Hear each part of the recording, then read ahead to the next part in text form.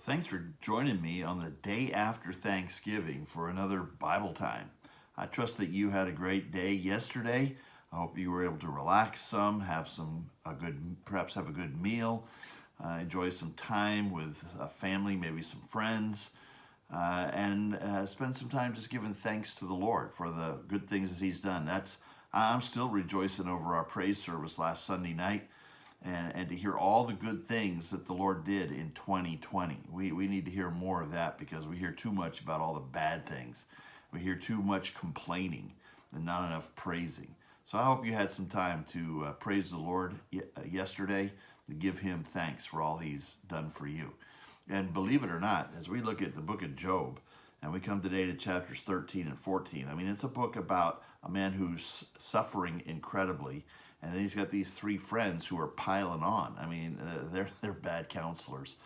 They're not helping. They're not helping Job really, and we are seeing Job here in these chapters responding. But as we see this, you're going to see some things that are incredibly hopeful, and some things that for which you can give thanks as well. So let's take a look at it. Chapter 13, he's continuing his answer to his friends.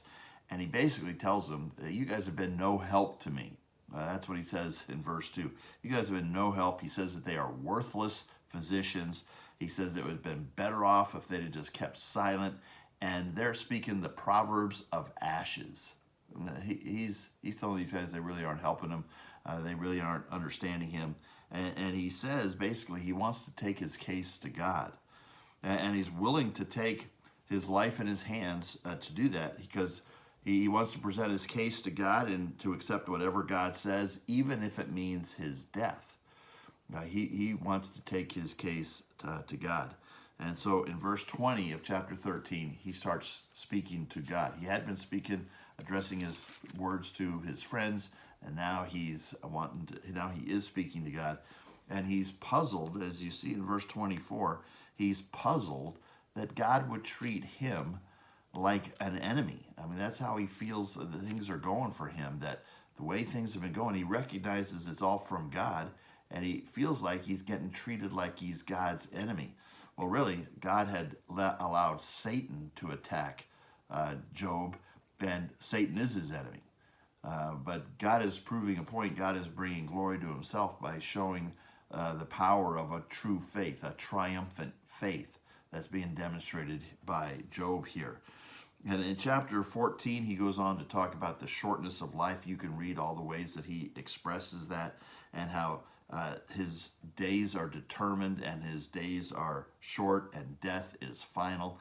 And it's interesting. I mean, this is one of the things that gives us an indication as to when he lived. We believe he lived in the time of Abraham, maybe a little even before that. We don't know how long Job lived exactly, but at the end of the book, after all this is over, it says he lives another 140 years. So that helps us with the time frame for when this book could have been written. But even Job is considering that a shortness of life that goes by swiftly, and then death is final. And he states again, like he has before, he'd be better off dead. He would prefer to be dead.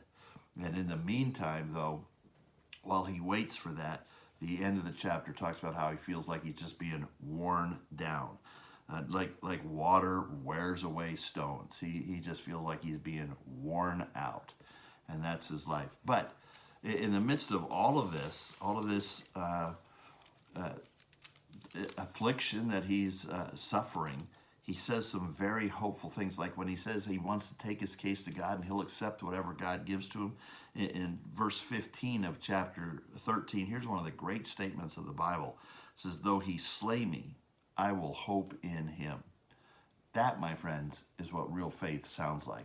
That's what triumphant faith looks like.